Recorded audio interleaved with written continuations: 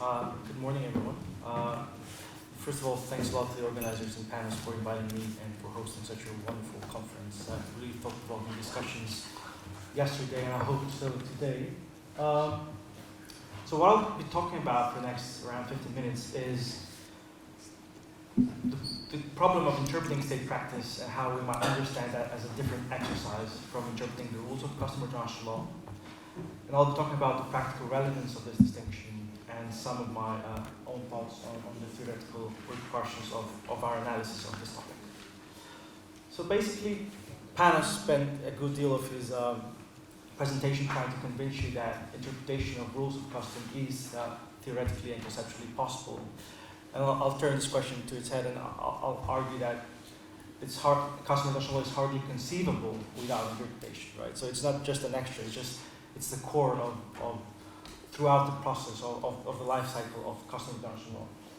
So what I'll do today is four things.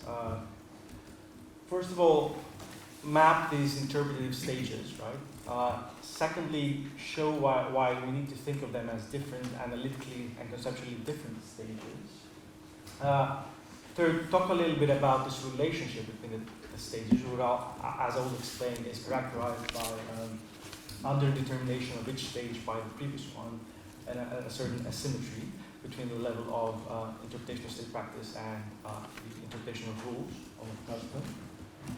And fourth, I'll show the four examples how in practice this leads to the feature, I would say, problem of plasticity of custom international law, which, in lack of a better term, I use the word plasticity to refer that using the very same material evidence, we may construct or reconstruct the scope, ratione personae, and ratione materiae of a rule and reach a different conclusion regarding its content, just by using and reconfiguring, redescribing the same material.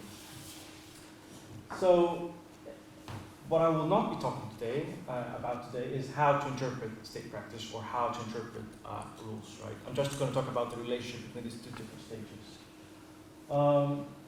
And also, just as another general caveat, I really am a newcomer in this theory of custom international law, and I really approach this question with great humility. So, I'd like to say this is a work in progress, but it's more like ideas and information. So, just to begin to make all this theoretical and abstract really as concrete as possible, I'd like you to think how our interpretations of reality begin, right? So, Panos said that there's state practice and opinion views, and from that we make the rules of custom. But what I'm arguing is that between the collection of the materials and the identification of a rule, there's some stages between that in that process that are interpreted. They're not legal interpretation, and I agree with Panos on that, but they are in the general meaning of the word interpreted. So basically what I'm trying to get across now here is like even a relatively simple factual pattern can give rise to an indefinite number of descriptions, right? So here you might see this picture and say, well, there's a young man opening the door to an old lady. Or you might say, well, it's a human person opening the door to another human person. Or you might say it's a man opening the door to a woman. So if I ask you, probably most of you would have a different kind of describing what's going on. And there's no way to say which one is correct or not. To be honest, to be more precise, there's an indefinite series of statements that can describe this set of observational data. And that's the first stage of interpretation, which is precisely describing a set of materials. Right? The second is, well, even if we agree on a description of this picture, even if we agree that it's a man opening the door to an elderly lady, for example, if our approach, you might say, it's gendered and biased towards older people, but still, even from that, even if we accept that, there's different ways in which we can infer rules of conduct from that set of descriptions, right? So we might say, well, from that we can infer that there's a general rule that younger people should help older people, or people should help people in need of other people in need of assistance, and so on and so forth. So again, there's this feature of underdetermination, the fact that again, a set of propositions corresponds to an indefinite number of statements. Not infinite, because as I'll explain in a bit, there's an asymmetry going on here. Not anything goes. But even if we, again, agree to a certain interpretation of the practice, there's multiple rules that can be inferred from it. And the third stage is legal interpretation stricto sensu, which is what Panos has been talking about, which is, again, at a third level. Even if we agree what the rule that we take out from this factual pattern is, there's another stage where we can interpret the rule. So even if we say that the rule is people should help others in need of assistance, right? We might need to define what in need of assistance means, right? Or if we say a man should always open the door for a woman, again, we might need to identify, from what is a door to what is a man to what is a woman. So it's again open. So these are the three different stages of interpretation that at least it's the three different stages of interpretation that I see in custom. And as I said, they should be distinguished in my mind from the pre-interpretation stage, which is merely gathering the material that is to be interpreted. So in that case, that would be me giving you this picture. So to map this a little bit more,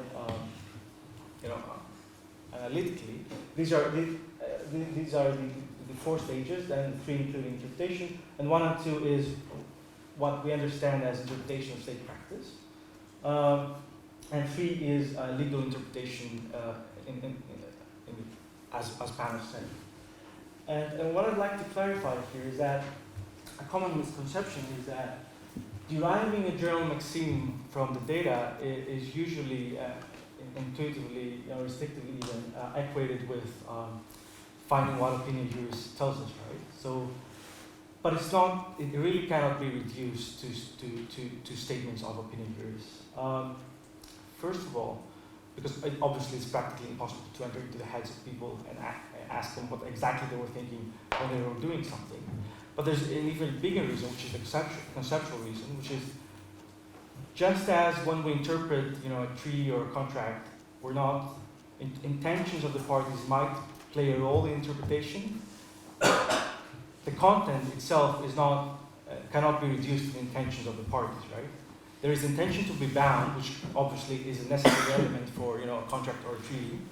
But when we're investigating the meaning, yes, we take into account the intentions of the parties, but the exercise is not one of reducing the text to the intentions, which would also, from a purely theoretical perspective, make disagreements about custom impossible, right?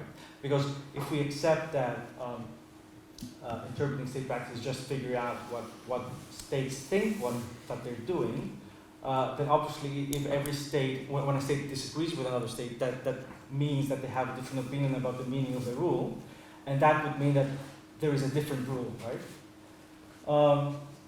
So in order to make this relevant for international law, I have 4 practical examples that I want to discuss. The one is non-state actors and human rights. The second is ut possidetis. The third one is self-determination.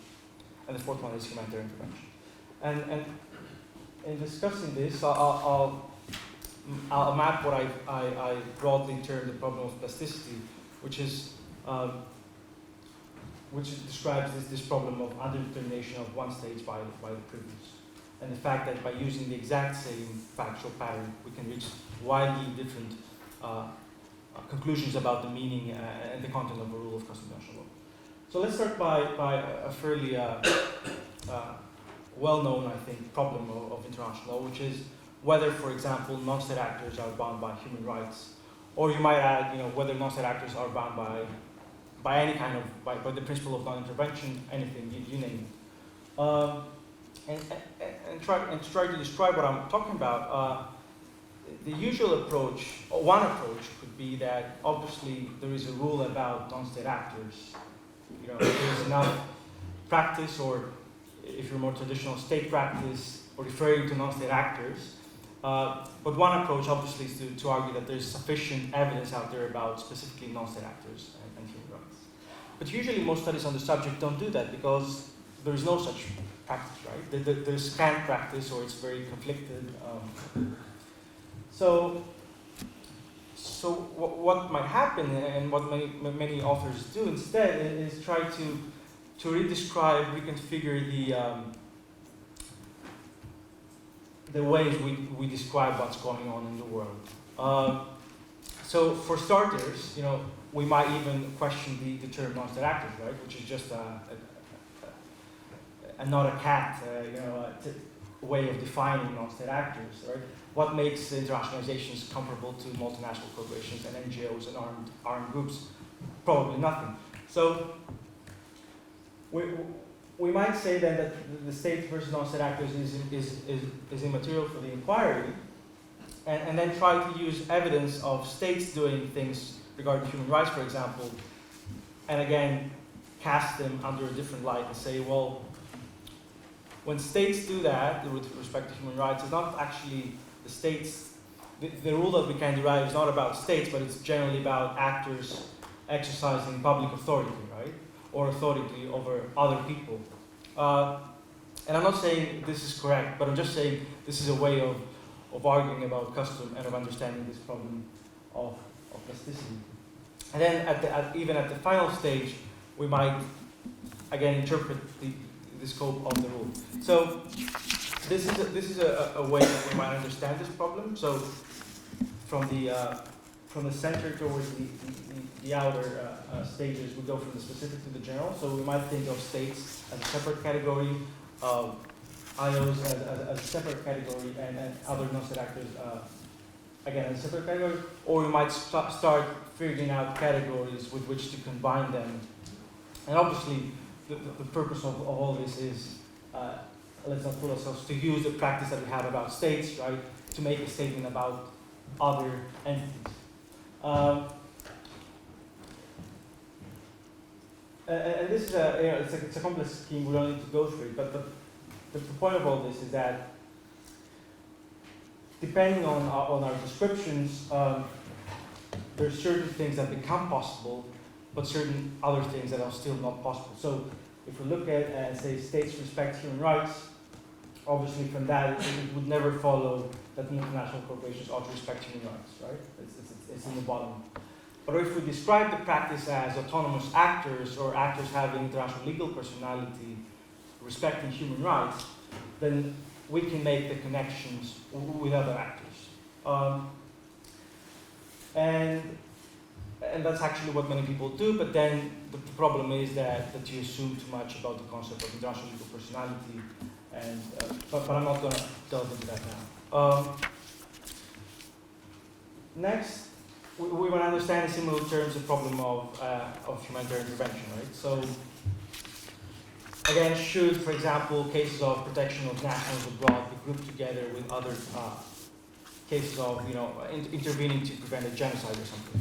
So we see in many textbooks that these two are dealt as one and the same, right? As instances of practice of humanitarian intervention.